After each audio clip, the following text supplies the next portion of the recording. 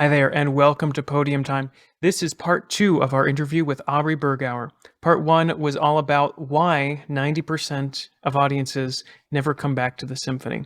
So, in this part, we are focusing more on what conductors can do. Normally, we're just for conductors, but this season we are expanding to talk about all musical leaders, whether in the orchestra, soloists, on the boards. So, when you hear the word conductor in this episode, please substitute that for musical leader and anybody with a platform to speak, though conductors do have a really specific and unique platform. So please enjoy this second part of our interview with Aubrey Bergauer. And what I learned to summarize all of that is like setting expectations in advance is what's so necessary. People want information. And that goes right back to what are we putting in our websites? Where are we putting in the pre-performance email? But honestly, website is where they're looking way before they even buy the ticket. So it really does need to be there.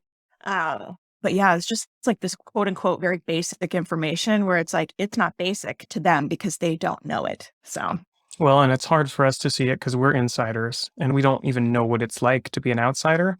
And right. most people coming to the symphony, especially the ones coming for the first time, like you said, the like social protocols, like they don't know those unspoken rules. That's right. Exactly. Yeah. So what are some things that conductors can do to kind of correct for that? Conductors don't always have control. I mean, maybe we can influence what goes on the website and we can help lead this conversation. But what are some things, especially when talking to audiences, that conductors can do to make the experience of being at a concert more welcoming or easier for first time people? I think there's so much that conductors can do. There's so much the power in the best way that conductors have, just influence and a presence and a literal platform, like not just the podium, Yeah. but like you're given a platform when you're in front of all these people.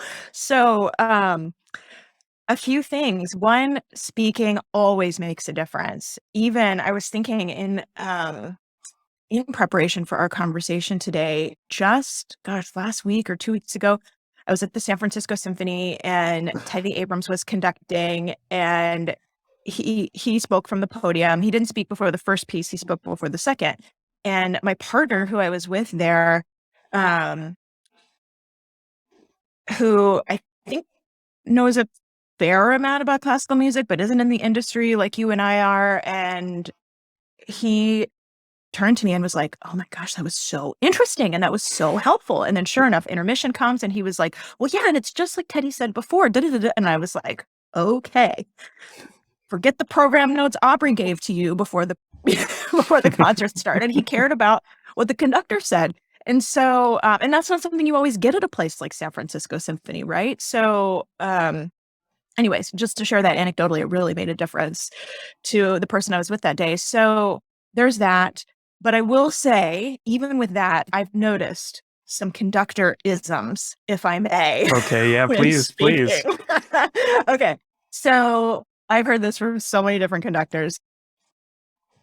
So I'm sorry to generalize, but I have heard this quite a bit. When conductors are speaking from the stage, I often hear them say phrases like, "Well, we've all heard," Hmm. I don't know, fill in the blank. If it's anything but Beethoven's Fifth, like maybe we all haven't heard it. Okay.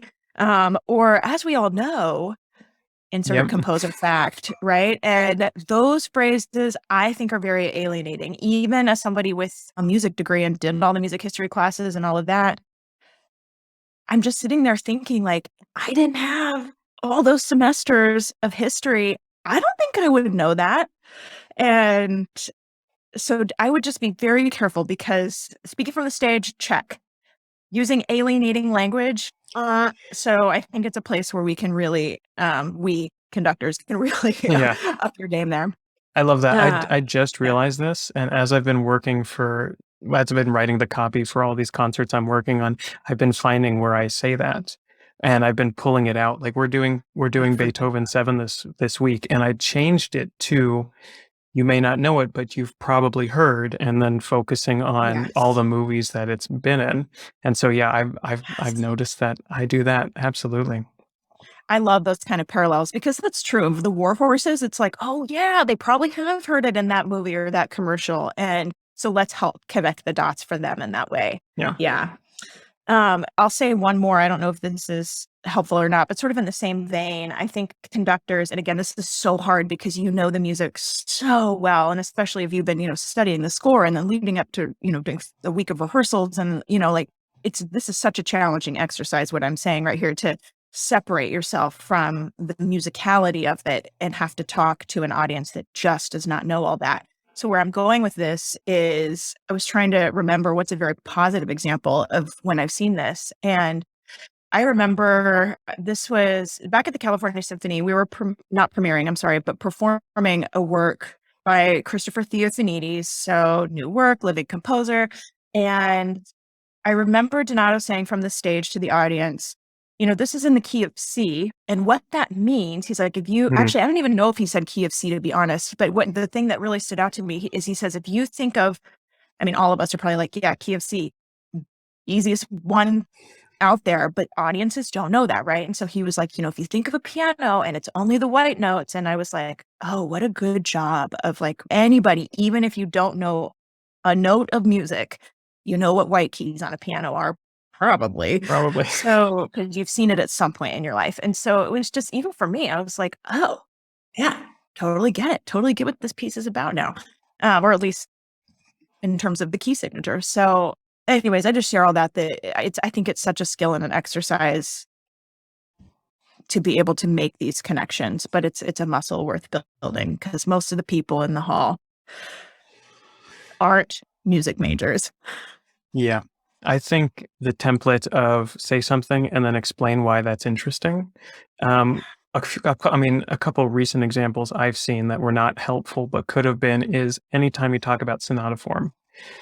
Like we have this whole understanding of what that is and what that means and how that can change and why that's significant. But you got to explain that to people. Or a conductor recently said, like, this piece is French and like left it at that. We're like, okay, but like there are so many more, I don't know. Even I was like, what does that have to do with this piece? And in researching it, I was like, oh, it's French, but it's in a German form. And it's this whole convalescence of influences across Europe. And I was like, okay, there's so much more to explain here. Yeah. And how do you distill that too? That's a skill as well, for sure. Yeah. And if it's not easy to distill, try to find an easier way, or maybe try to find another way to do it. Like, even if you just say, we're also doing Beethoven's Fourth Piano Concerto. So if, instead of saying like, oh, it starts quiet, you can say most piano concertos start loud with the orchestra, but this one just starts with the piano. Like that just never happened. And explaining that is, Yeah. Yes. Love it. In a recent podcast, you were talking about an orchestra that was wondering whether they got more retention from a guest artist. And you talked about the conductor talking from the stage being what they identified as what led to retention. This maybe segues into a broader conversation about programming, but I'll start with guest artists to say that so many of these artists that we know by name are just not household names the way they were, 3 decades ago, 4 decades ago. Bernstein and Heifetz and right. And this is previous conversation of a conductor saying, well, as we've all heard Bernstein, and it's like, well, probably that's true, but not everybody knows that they've heard Bernstein, right? So, okay. No disrespect to our soloists, but sometimes we way overspend on these quote unquote names that not as many of them have the draw because they just don't have they're not well known in the same way that they were before. So this is a blessing and a curse. It's a curse because we can't just bring in big names and it sells a ton of tickets the way it used to. See every other audience stat we've already cited, right? So that's the downside. No less artistry there at all. But the upside is when we are talking about budgets and budgets that are tight, we don't have to go all in on an artist that's $15,000 a night. We can hire other artists who are fantastic artists, but aren't as well known yet, or a little earlier in their careers, but still really incredible. And I think that really liberates us. I'm also a big fan of featuring our own players. Like, can we please feature our principal players more in these situations? Like, the ones that want to solo. I think that's a great way to shine the spotlight on our own people. Everything else about it also supports what we were saying of like, yeah, it's about the education, it's about the connection, which happens, by saying what's interesting. Why did if the conductor made the program, why did you choose this program? What made it interesting to you? So, yeah, I don't know. It's just really reinforcing a lot of these themes that you and I have already brought up today. Mhm. What are some ways that conductors can engage the community outside of concerts? I think there's a couple different ways here. One is, I think, your own personal brand and personal platform. Again, this is where I said, every conductor has a platform in this way. Every artist does, truth, not just for conductors. I think this is more important in 2022 than ever before. And it's not just the photos of, oh, I'm conducting here and then I'm conducting there, I'm doing this, but all these things we talked about, how do we put that into our online content?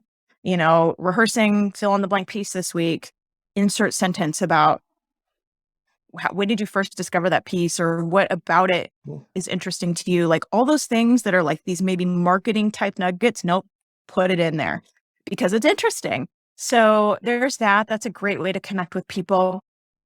I think it's important when the conductor is at community events to just to really reinforce everything that we've talked about. Like, when we're meeting new people, it's not just, drinking the Kool-Aid of elitism, but it's, well, you and I have talked about this before, establishing psychological safety. How do we do that with everybody we meet? How do we do that with people in the community? This goes right back to building trust. It's Mhm. not, it's not dumbing it down if these things were never taught in the first place. So just being a person who's approachable is being a person who's trustworthy. And this is what's coming to mind right now. This last podcast episode I just did, I was talking about some of the research behind first impressions, and people are first and foremost evaluated. This is what research shows. This comes from Amy Cuddy at Harvard. She teaches in the business school there. We're first and foremost evaluated on if we're trustworthy. Like that's like the unconscious evaluation people are making of us when they meet us for the first time. So think about that as a conductor. The sooner you can establish trust, how do you do that? By being approachable, by being warm. That tends to be a gendered word usually used about women, but can we be just welcoming in everything we do? And having that about you, that quality about you, I just think goes so far and makes you the person who doesn't just show up for the gig, but makes a difference between the person who's invited back again. Yeah. Everything we're talking about is striking me as so opposite of like the 1950s, where the European conductor came in, didn't say a single word to the audience, and the program notes were super academic and assumed everybody knew all the forms.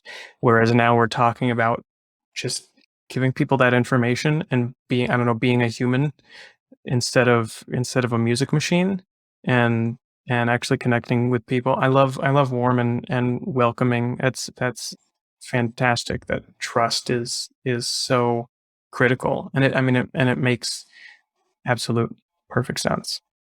Yeah. So a lot of these things, like I said, if we've been kind of stuck in that like 1950s, and we're only kind of just now starting to get out of that. Um, is there anything that is lacking in the education of musicians in general? And maybe it's just less of a focus on music making and only music making. Maybe it's more of a focus on business. But what do you think about that? What do you think students should be learning more of in school in musical training? Everything you just said. It's not just the music itself. Like that's not enough. That means more work for us as artists because the music is not enough. And we spend our whole years training, focusing on that. I'm sort of overly being dramatic here, but also I don't think I'm that wrong, right? Like it's just the pinnacle of our training. And that is necessary to become the fantastic artists we become. And also more is expected of us. As you were saying, 1950, I was like, That was 75 years ago, almost, right? Like 75 years ago. Of course, it's different now. Our world has changed so much in that time. And so the same training to be a professional musician, and in this case, for this conversation, conductor, is just not going to cut it the way it worked 75 years ago. So we've got to acknowledge that. So yes, these things we're talking about, these skills are so necessary. Even the same concert I was talking about earlier at San Francisco Symphony, as I was praising what the conductor said from the podium, I turned to the program notes and it's like, and this double exposition, blah, blah, blah. And I'm like, oh my gosh, who here knows what that word means? Double exposition, like, you know, so anyways, not to hate on San Francisco Symphony, but to lay out that these are issues we are all grappling with in our institutions right now. So I think that's that. I think that's what needs to change in education. And I will say this also, I'm becoming more bullish on this. I'll call it lineage of our education, right? Who was your teacher and your teacher's teacher and all of that is so, it's given too much weight. And this is not to say that our teachers don't matter or that lineage isn't special and important. That's not what I'm trying to say. I'm saying it's given too much weight. And so how that plays out is then we are expected to conform to that lineage. Well, we just got finished saying 75 years ago it was different than it is today. So therefore, conforming to that lineage is holding us back, actually. So instead, it needs to be take it all in, learn, soak it up, and then also form our own opinions, our own style, our own approach, our own way of operating in the world. And these things can coexist. We can take it all in and learn so much and then also put our own fingerprint on it. And that's what helps advance us. That's what helps separate us from the rest of the pack who also has their own lineage, right? So this idea of non-conformity, I've just been thinking about more and more. And recently, I think only this year, have I started to talk about it more and more. Yeah. When you were starting to talk about it, I thought you were going to go in the direction of that lineage is excluding people that don't have a lineage in hiring and in job searches. Oh yeah, man. Let's talk about that for sure. Well, if I wasn't fired up before, here I go. So, I mean, that's exactly right. What happens when a position is open, whether that's a music director search or if we're hiring to fill a vacancy in the orchestra or a position on staff, what's the first thing we start looking at? Basically that lineage. What school did they go to? If it's an audition, we know the top music schools we're looking for. If it's a staff role, we know either the top schools if it's entry level, or we're looking for those like gold star organization names. And those things aren't bad. I say this as somebody, again, I'm like very proud of my pedigree. And I just want to barf a little bit when I say that, but I am proud of the things I've done in my life. But I also realize that doesn't make me exceptional over somebody else who has great chops and had a different teacher school life experience. And so we have got to become more open-minded about who gets invited to the audition, who gets a shot, and if we're not sure, let's start making our sub lists look different because it's the same kind of stuff that goes into that, right? There's a whole bunch I think we could talk about on that whole path too of hiring and specifically hiring artists. But I would say that's step one of let's break down this very narrow set of criteria of what defines an artist and makes them wonderful. Because it's holding us back. We're missing out on talent because of it. Yeah, one of the things I've realized the past couple of years is, I hate to say that as a conductor, but it's a bit fungible that you can just take somebody in and anybody can conduct that Beethoven symphony. It's going to be different, but anybody can do it. And so I've been focusing so much recently on what is it besides the music, what would I have to offer that other conductors don't have to offer? And we don't get that. We don't build those skills when we only focus on music making, unless you're just going to go guest conduct and do nothing else in your life. But I think even guest conducting is a chance to practice these other skills that we've talked about. And again, that's a shift. You don't just show up and do the gig. You bring these other things too. But what you're saying is so true. And it just really, I think, puts a finer point on everything we were saying about what needs to change in education and how do we show up as conductors when we go to our organizations, whether as a guest or permanent. And I mean, the thing is, there's such an oversupply of talented conductors. And this is true for I think pretty much any artistic role. There is an oversupply of fantastic artists versus how many positions we have. And that's true nationwide. And so to what you were just saying of like, then how do you differentiate? Well, then that goes back, see everything else we were talking about. How do you connect with people in a way that definitely not every conductor does? And that is so, I think, critical, not just in how we were talking about connecting with the audience, but critical in terms of how are you advancing your career, because that's what differentiates you from all the other very fine conductors. And just how you're working with the staff and how you're not just leading on stage, but off of stage. Yes, that's right. Yeah. What's some advice that you wish you would have gotten 10 years ago?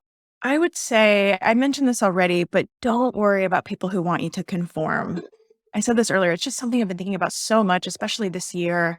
And there is so much pressure to conform, especially in this business. And especially, we're taught that. We're taught to blend in literally as performers. And so this notion of conformity is what we are rewarded for in all of our training and all growing up. And I see this on the administrative side too. And yet I'm so convinced that the way it's always been done, in other words, conforming, is not serving us anymore. And anytime I've broken out of that a little or a lot, but even when it has been a little,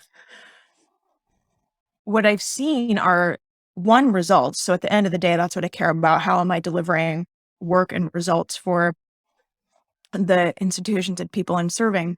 But two, this is only the more recent realization I've had, because I've always been results driven, data driven, but the more recent realization is how much there are other people so hungry for change in this business. And the more I conform less, the more, and like put a stake in the ground for what I believe in the things I'm doing, the more that attracts like-minded people to me, to us. And so I wish I knew that 10 years ago, because wow, 10 years ago, I was so nervous about doing anything to break the mold. And it wasn't true to myself, and it wasn't fun. It wasn't working for me. It wasn't purposeful. So yeah, I've had to grow up a lot in that area, I would say. Was part of that there were no other examples? Because I'm thinking about now, you and a couple other people talk about what we're talking about now, and I feel that I can break that mold and talk about it. I appreciate that, you saying that. I think that is part of it. I think 10 years ago, a lot of people weren't talking about these things. Yeah. So, but I guess that's part of what I mean. But the more I do, the more other people do. And like, that can be true for any topic anybody listening to this podcast cares about. So like, just don't hold back in that way, because like I said, there's a hunger for it as I'm learning. And I just think we shouldn't be so afraid, because there is that desire there. And we should, like, I don't know, I'm repeating myself, but I just, but I get so inspired by this and like hopeful of like, no, there is something bubbling up, I believe. So we've covered a lot of great stuff. The takeaway action that I want conductors to go do first thing right now is to really think about how you're talking about the music. And we've brought this up a couple times, but how can you explain when you say something, what that means? What does C major mean? Or what visual can you give them? As we start to head towards wrap up, is there a one takeaway that you can suggest that people take away, or that you hope that people are taking away? They'll be taking away more than one thing, of course. What's the one takeaway? Well, I would say it requires a lot of empathy, everything we're saying, because it's very difficult to remember what it's like to not know these things. And so empathy is a word that comes to mind. Also, sometimes it helps me. So hopefully it will help everybody listening. Think back. What was it like when you were a little kid and you were learning these things for the first time? What were those cool factoids that you learned that you're like, oh yeah, okay. Like, just really put yourself in that that mindset. And hopefully there's something also liberating about going back to being younger of like, oh yeah, this is fun. There's joy in this. It's so interesting. And like, let's bring that element back. Mhm. Yeah. Mhm. Is there anything else you wanna say before we wrap up and head to our final two questions? Well, I'll just say I'm grateful for the conversation because, as you said, Jeremy, we weren't having these conversations 10 years ago. So it is an indicator of change. It's an indicator of our industry finding its way forward.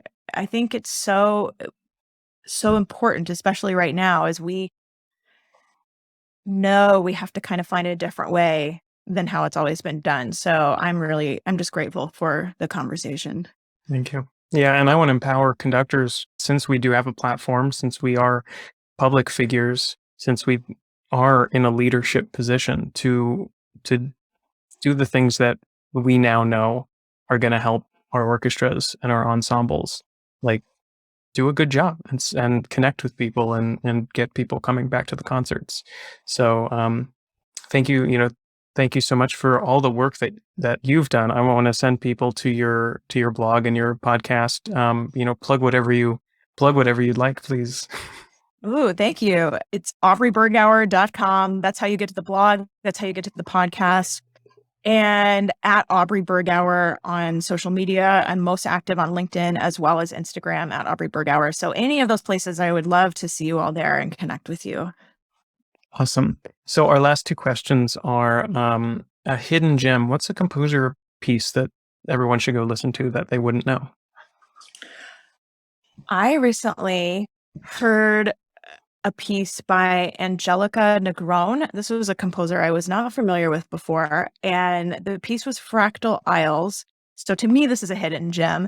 And this was in the overture slot, so it wasn't super long, or it could be in the over. I think in this concert it wasn't, but it could be. It was, I remember, probably about 10 minutes or so. And she's Puerto Rican, and this piece, she introduced Puerto Rican rainforest recordings. Really? And so it starts this electronic component, and you can hear, birds and I don't know, rain and whatever. I'm trying to remember these types of tropical sounds native to Puerto Rico. But then as the piece unfolds, the orchestra takes on more of these sounds. And I just thought by the end, I was like, oh, I see what she did there. That's so cool. And it was really cool. So that's my hidden gem offering to this group. So our last question is just if you could put up a billboard with a message to send out to conductors all over the world, even if they're not listening to this, which they should be, what would you put on that billboard? Oh gosh, I think I would say you've got this. You are so uniquely poised in your role that you can influence so many people on stage, off stage, in the boardroom. I mean, we keep talking about the platform, but it's so vast. And so conductors in particular have so much power to affect movement, change, the direction we want the industry to go. So I think that would be the billboard because wow, you've got this. Awesome. Well, Aubrey, thanks so much. Thanks so much for being here. Like I said earlier, thanks so much for your work and for your time just today, but everything you've been doing, again, opening up those doors so that other people are feeling more and more comfortable to talk about this and question the norms that we've just taken for granted for so long. You're very welcome. It's a pleasure. Thank you for having me.